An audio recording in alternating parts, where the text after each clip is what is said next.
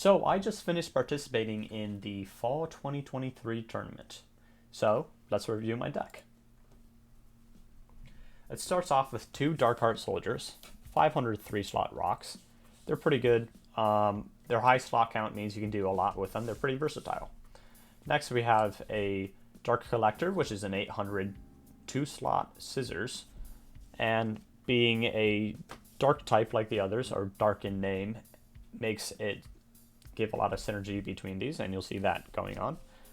As well, we have Burn in the Dark, which is an 1100 1-slot, and it is rock, so it has some synergy with these guys.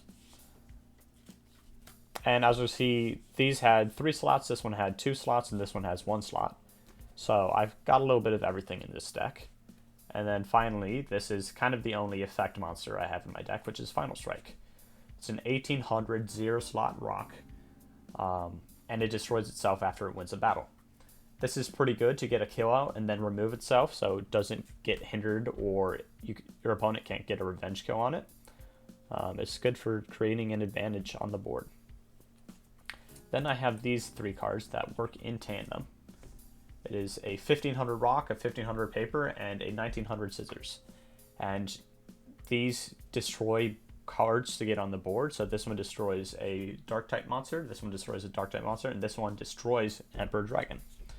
But because they don't specify that you have to destroy from board, you can use them to destroy each other. Say you draw these 2, you can play this one by destroying this one. Same with any of the other ones, you can use this one to play this one, and you can use this one to play this one. So it's pretty good. You can usually get them out by playing each other, and in rare scenarios you will be able to destroy your other monsters. And because they destroy darks, and most of these are darks, works out pretty nice. That's a fun combo, and occasionally I'll get a 1900 on my first turn, and then I'll absolutely be able to press my advantage. Next we have our score increasers, so Enchanted Mountains, plus 600 to all monsters, Polished Collection, plus 700 to dark type, plus 800, plus 1000 to dark type, a plus 1000 that ends the turn, and a plus 1000 to rock type. So 3 plus 1000s, that's pretty good, and then 2 AoEs as they're known, which affect more than one monster. Pretty standard stuff, not much to explain there. But it does promote some synergy between the rocks and the darks, which I like. Next we have Curse of Power, which is a card that turns all score increasers into decreasers.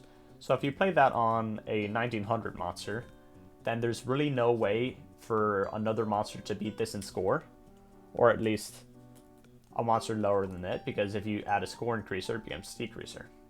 So it makes this even more unachievable to try and beat, and it's one of those things where you can press your advantage, or at least press the differences between your and the other monsters and kind of secure your win that way. Next we have Monster Swap. This is mostly used for my Dark Heart Soldiers because they're kind of low. And also when I'm going up against stronger decks, or at least decks with big monsters, this is very useful. Rising Sun, an absolutely slept upon card. A lot of people play face downs, so this is a good way to deal with those, or at least see what those face downs are.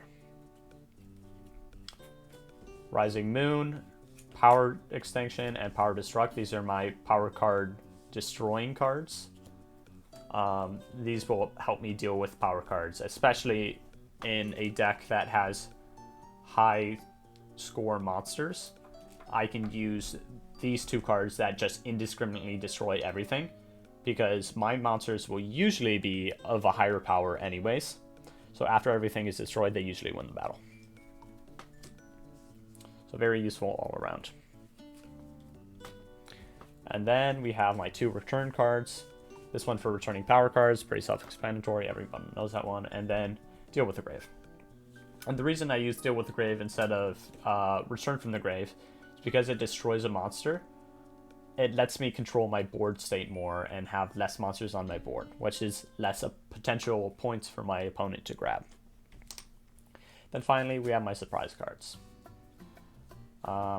These were the only ones I could fit into my deck. I would love to have all 5, but my deck is pretty cramped now, and I can't really figure out what else I would remove. So, yeah, pretty self-explanatory. Surprise End, Defect, and Chains. Those seem to be the three that most people have. I find chains is really useful for decks with score increasing monsters. So like if you have a half sisters or supreme sisters that gains score based on your hand, you can send it immediately back down to 0 power. It's an all-around pretty solid deck. It got me to the grand finals of the fall 2023 tournament, and because I haven't played the grand finals yet, it might actually have won the tournament. I don't know yet. So, thank you for watching, and hopefully this deck will serve me well in the grand finals.